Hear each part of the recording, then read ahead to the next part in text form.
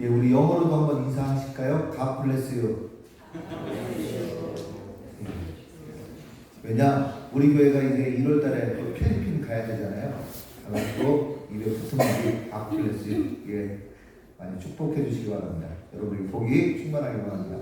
오늘 비가 많이 오는데 또 이렇게 함께 예배 드리기 위해서 감사하고, 오늘 그 작가분이 오셔서 인문학 특강을 합니다. 그래서 오늘 빵과 관련된 아주 유명한 책을 쓰셨는데, 그래서 오늘은 빵과 관련된 이 누룩 얘기를 좀 하려고 말씀을 전했습니다.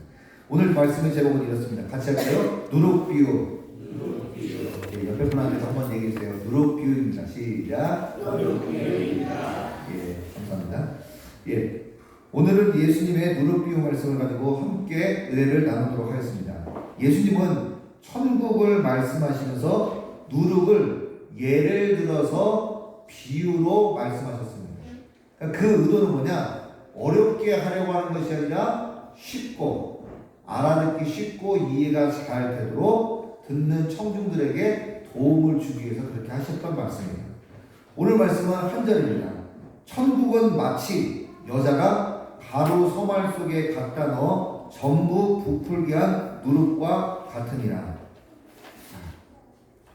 오늘 말씀을 읽으면서 누룩을 넣어서 부풀게 한다, 빵을 만든다, 지금 이 과정인데, 이 비유는 가정에서 주부들이 가족들을 먹일 빵을 만드는 장면을 연상케 합니다.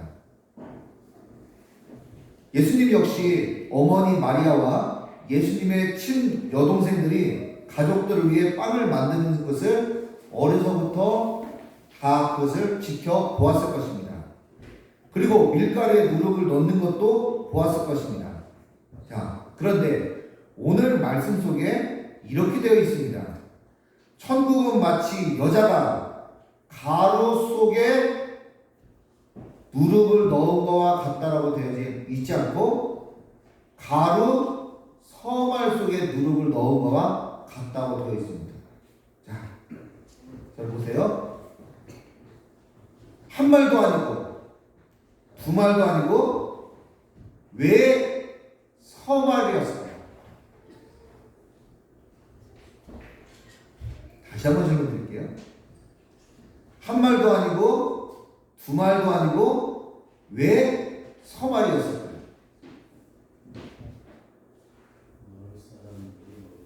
네.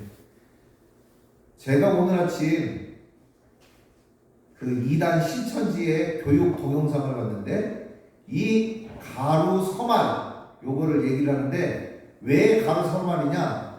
이 3이라고 하는 것은 세 사람을 얘기를 한다, 이렇게 얘기를 합니다. 뭐 갖다 막 붙이면은 다 해석돼요. 그런데 성경 말씀을 그렇게 풀어가는 것은 마치 이렇게 풀어가는 거랑 똑같습니다. 원숭이 엉덩이는 빨개. 근데 마지막에는 뭡니까? 높으면 백두산. 그러니까 원숭이 엉덩이가 나중에 뭐가 되는 거예요? 백두산이 되는 거예요.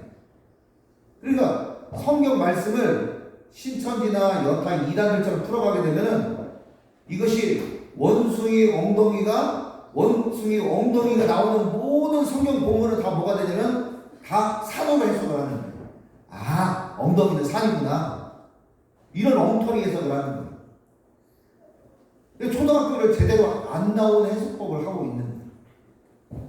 그러면 우리가 성경에 나오는 이 비유 말씀을 해석하기 위해서는 이 예수님께서 2000년 전에 이스라엘 사람들이 살았었던 그 당시의 풍습과 문화를 잘 이해를 해야 이 비유가 쉬워지는 거예요. 자, 그러면 왜 가루 서말이냐?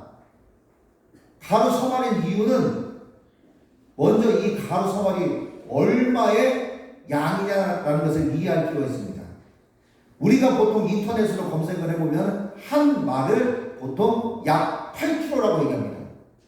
8kg면 서말이면 몇 kg입니까? 24kg예요.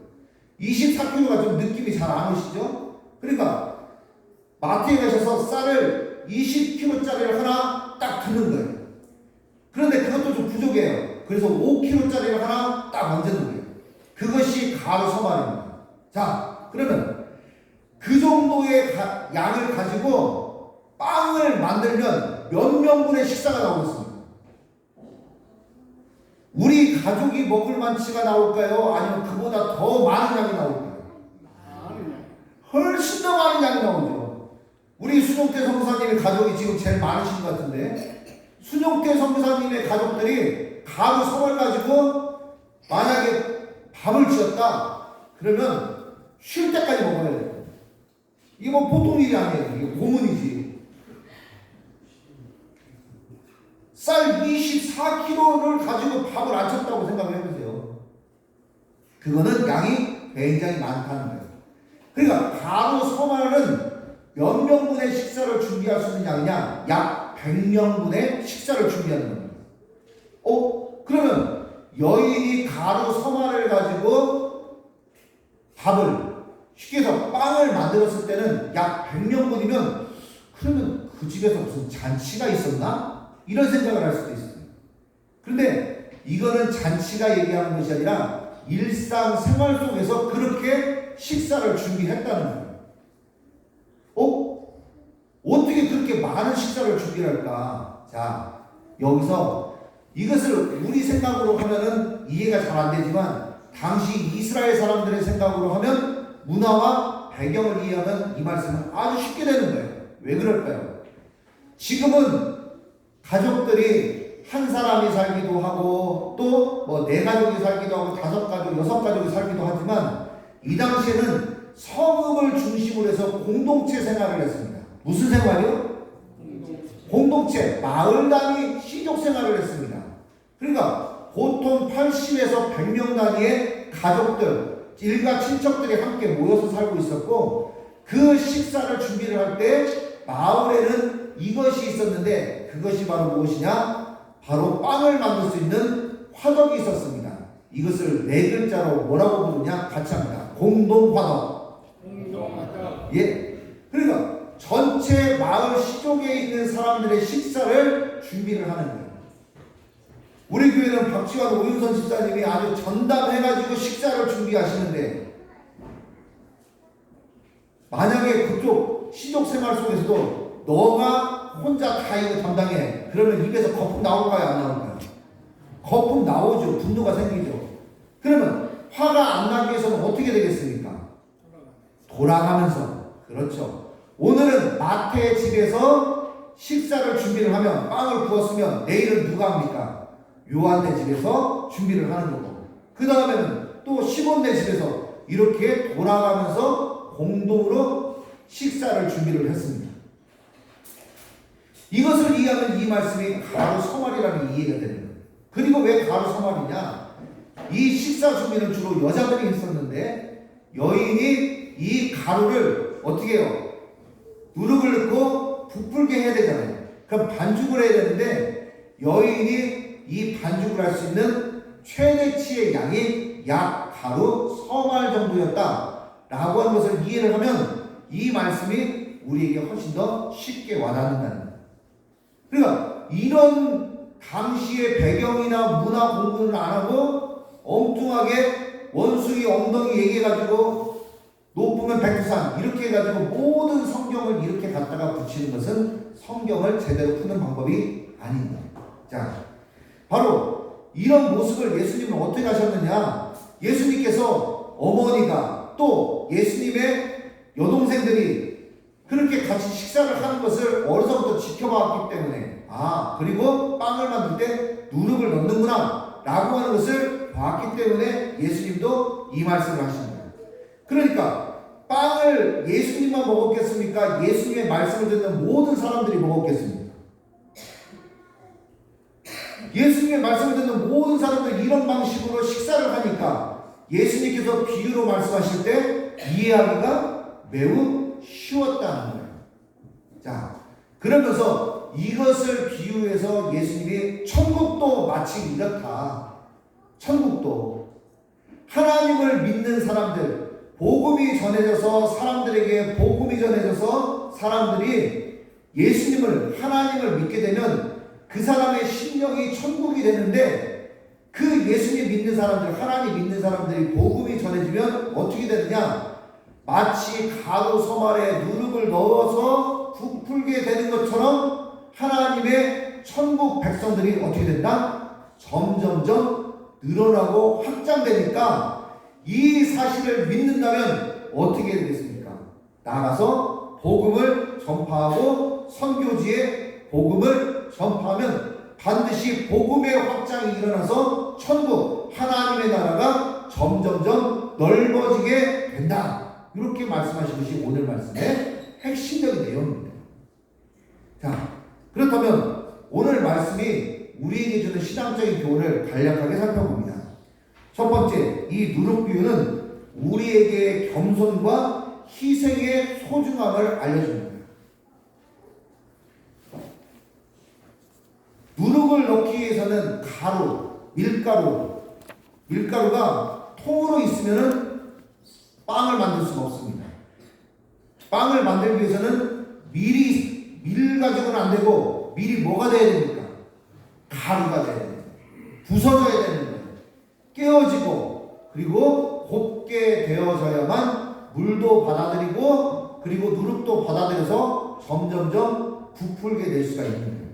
마찬가지로 우리 역시도 겸손과 희생을 통해서, 우리가 세상을 겸손과 희생을 통해서 섬기면 하나님 나라는 그렇게 확장되고 넓어가 됩니다. 교회가 믿는 크리스찬이 목이 곱고 교만하고 목소리는 더 내고 이러면은 세상 사람들이 우리에 대해서 경청하지 않을 거예요. 복음에 대해서 경청하지 않습니다. 어떤 사람을 좋아합니까? 겸손하고 희생하는 사람. 마치 밀로 존재하지 않고 밀가루같이 부서지고 녹아지고 희생하는 사람. 바로 이 누룩비유가 우리에게 그런 교훈을 줍니다. 두 번째, 누룩비유는 하나님 말씀이 소중한 것을 알려줍니다. 이 누룩비유의 이 누룩은 또 무엇이냐? 누룩은 그것이 들어감으로 인해서 변화를 일으키고 그리고 부풀게 합니다. 마찬가지로 하나님의 말씀이 우리 성도들, 우리 그리스도인들의 마음에, 심령에, 생각에 이 말씀이 들어오게 되면, 하나님 말씀이 우리 안에 들어오면 어떻게 됩니까? 우리 안에서 변화가 됩니다. 자, 제가 5태 신앙입니다. 4대째고 저희 아이들이 5대째입니다. 제가 초등학교 때, 저는 초등학교를 안 나왔기 때문에 저는 국민학교를 나왔습니다. 근데 제가 국민학교 다녔을 시절에 한 가지를 결심한 게 있습니다.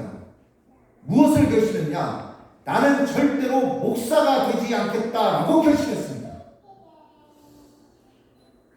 그때 어린 나이에 목사님과 성도들의 모습을 보니까, 아, 목사는 해서는 안 될 직업이다, 이렇게 생각했어요. 목사님의 마음이 늘 연탄재같이 이렇게 새카말 것 같다, 이런 생각을 많이 했어요. 그래서 어느 날 제가 혼자 있다가, 난 절대로 목사를 하지는 않겠다, 이렇게 했어요. 나는 주의종으로 살지 않겠다라고 결심을 했습니다. 제가 살면서 결심을 웬만해서는 안 하는데, 벌써 결심을 처음에 그때부터 결심을 이렇게 했는데 그 결심이 무너졌어요. 왜 무너졌을까요? 하나님의 말씀이 제 안에 변화를 일으키니까 내가 내 삶을 주님께 드려야겠다, 이렇게 변화가 되어진 겁니다. 바로 변화라고 하는 것은 이 영적인 하나님의 말씀, 이 생명 양식을 통해서 우리에게 변화가 이루어집니다. 그렇기 때문에 하나님 말씀이 소중하고, 정말로 내가 내 인생 가운데 변화가 일어나서 또 하나님이 주시는 꿈과 하나님이 주시는 비전으로 나아가길 원한다면 하나님의 말씀을 소중히 여기고 그 말씀이 내 마음에 부풀게 해서 하나님의 뜻을 이루어갈 수 있도록 늘 기도해야겠습니다. 마지막 세 번째, 누룩비유는 우리에게 일상생활의 소중함을 알려줍니다. 영적인 생활이 소중한데 영적인 생활과 더불어서 일상생활도 매우 중요하다는 겁니다. 일상생활 중에 빼놓지 않고 하는 일이 있다면 그것은 바로 아침, 점심, 저녁 삼시세끼를 먹는 것입니다. 아침 먹고 점심 먹고 저녁 먹고 이것이 특별한 일입니까? 아니면 지극히 평범한 일입니까? 보통은 일상적이고 평범한 일이라고 얘기합니다. 그런데 그 일이 얼마나 중요합니까? 이 지극히 평범하지만 일상생활을 하기 위해서는 이보다 더 중요한 것이 없습니다. 예수님의 주기도문에 오늘날 우리에게 일용할 양식을 주옵시고, 예수님조차도 우리에게 기도를 할 때 일용할 양식을 놓고 기도하라고 말씀하고 있습니다. 자, 구약 성경에 보면은 하나님의 능력으로 대표가 되는 선지자가 계십니다. 누구일까요? 하나님의 말씀의 대표자는 모세, 하나님의 능력의 대표자는 이분입니다. 지금은 엘리야 때처럼 바로 엘리야예요. 엘리야가 굉장히 낙심했습니다. 열왕기상 19장 5절부터 8절 말씀에 로뎀나무 아래에 누워 자더니, 로뎀나무의 뜻이, 로뎀이라는 뜻이 무엇이라고 했죠? 같이 합니다. 시궁창. 그래서 카페 이름을 로뎀나무 이렇게 하면 시궁창 카페가 되는 거예요. 이게 직역을 하면. 하나님은 우리를 시궁창에다 넣으시는 분이 아니라 시궁창에다 건져주시는 거예요. 엘리야가 낙심하고 나니까 인생의 시궁창에 빠진 것을 하나님이 부르셔서 다시 사명을 감당하는 호렙산 시내산으로 다시 불러주셨어요. 자, 그런데 로뎀나무 아래에 누워 자더니 천사가 그를 어루만지며 그에게 이르되 일어나서 먹으라 하는지라. 본즉 머리맡에 숯불에 구운 떡과 한 병 물이 있더라. 이에 먹고 마시고 다시 누웠더니 여호와의 천사가 또 다시 와서 어루만지며 이르되 일어나 먹으라. 내가 갈 길을 다 가지 못할까 하노라 하는지라. 이에 일어나 먹고 마시고 그 음식물의 힘을 의지하여 40주 40야를 가서 하나님의 산 호렙에 이르니라. 자, 로뎀나무 아래서 낙심하고 지치고 탈진해 있는 엘리야가 어떤 양식을 먹고 다시 힘을 얻어서 하나님이 지정하시는 호렙산에 갔습니까? 영적인 말씀인 성경 말씀을 먹고 갔습니까? 아니면 떡과 예비하신 음식을 먹고 갔습니까? 질문이 어려웠습니까? 다시 한번 듭니다. 낙심해 있는 엘리야가 영적인 말씀인 성경 말씀을 풀어서 설교 말씀을 들어가지고 일어나서 호렙산에 갔습니까? 아니면 하나님이 주시신 떡과 물을 먹고 호렙산에 갔습니까? 그 떡은 실제로 먹는 거였고 실제 음식이었습니다. 그가 그것을 먹고 하나님의 일을 다시 감당할 수 있도록 일어나서 갔다는 거예요. 우리가 자꾸 영적 쩍쩍쩍거리다가 올무에 들립니다. 우리의 신앙생활은 영적이면서도 우리에는 육신을 가지고 하고 생활하기 때문에 이것을 분리하는 것 자체가 의미가 없어요.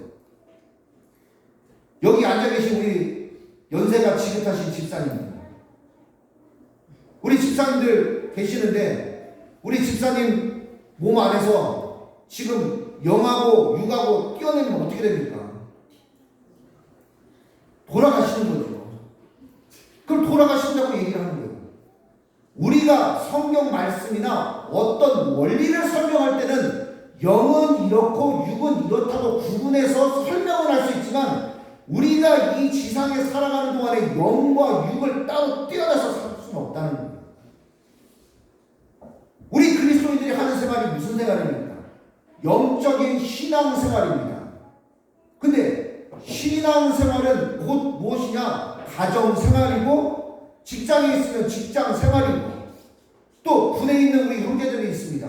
그러면 병영생활이고 학교생활이고 우리는 생활이라고 하는 것 가운데 영적인 교회생활도 하는 것이고 가정생활도 하시는 거고 또 병영생활도 하는 거고 이 모든 것이 다 있는 것이지 영적 생활이 따로 있는 것처럼 구분해서 또 그것이 월등하고 더 우월한 것처럼 생각하는 것 자체가 문제입니다. 몇 년 전에 광주 모 대학을 다니는 학생을 만나서 상담했습니다.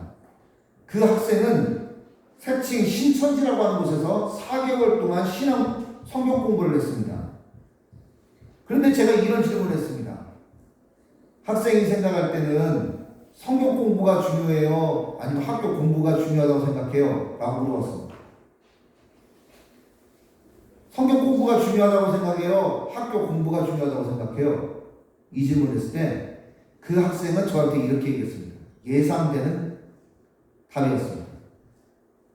성경 말씀은 영적이기 때문에 학교 공부는 세상 공부, 육적 공부이기 때문에 영적인 성경 공부가 더 중요하다고 생각합니다.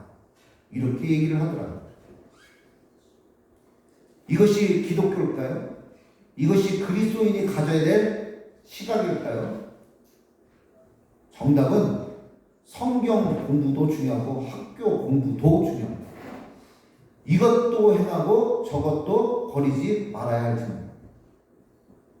가정이 중요합니까? 교회가 중요합니까? 교회는 영적이고 가정은 육적이라고 그들 표현대로 얘기하면 여러분들은 어디에 와 있어야 되겠습니까? 교회에 와 있어야 되겠습니다.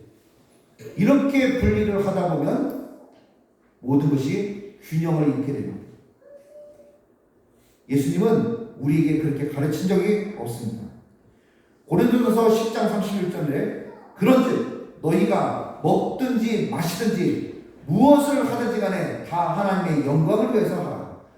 먹든지 마시든지 전도를 하든지 성경 공부를 하든지 예배를 드리든지 선교를 가든지 먹고 마시고 하는 것뿐만 아니라 예배와 선교와 성경 공부와 그 어떤 신앙생활을 하든지 모두 다 하나님의 영광을 위해서 하라고 말씀하셨습니다. 어떤 것도 더 무엇하다고 차별을 두는 것이 없어요. 우리가 주일날 나와서 예배를 드리는 것도 하나님의 은혜고 하나님의 뜻입니다. 우리 이집사님, 도집사님 평일에 에덴 하우징에서 근무하십니다. 새아동에서. 그곳에서 주님을 모시고 주님이 주신 힘과 지혜를 가지고 열심히 사업을 하십니다. 주님이 함께 하시면 그곳이 천국이요 주님의 뜻이 이루어지는 곳입니다. 우리가 처하는 모든 곳은 주님이 함께 하시기 때문에 그곳에서 그리스도인으로 우리가 빛과 소금의 사명을 감당하면서 영적인 삶을 영위해 가시는 거예요. 자, 말씀을 뵙겠습니다. 오늘 누룩 비유는 우리에게 일상생활의 소중함, 예수님은 지극히 일상적인 것을 통해서 우리에게 하늘의 최고 높은 진리를 가르쳐주고 계십니다. 또 한 가지, 우리에게 희생과 소중함, 겸손의 소중함을 일깨워 주십니다. 그리고 하나님의 말씀이 우리의 삶을 변화시킨다는 것을 교훈하고 있습니다. 우리가 이 말씀을 기억하면서 내 안에 부풀게 하시고 충만케 하시고 넘치게 하실 하나님의 은혜가 늘 함께 하실 줄 믿습니다. 그리고 이 소망을 가지고 우리 주원교회가 하는 모든 사역들이 누룩 비유처럼 창대하게 될 줄 믿고 늘 기도하며 나가는 우리 모든 성도들 되시기를 주님의 이름으로 축복합니다. 기도하겠습니다. 하나님 아버지 고맙고 감사합니다. 오늘 누룩 비유를 통해서 저희가 겸손과 희생의 소중함도 또 일상생활의 소중함도 깨닫게 하시니 감사합니다. 날마다 하나님 말씀을 소중히 여기며 주님과 늘 동행하고 기도하는 삶이 될 수 있도록 은총을 베풀어 주시옵소서. 감사하며 예수님의 이름으로 기도합니다.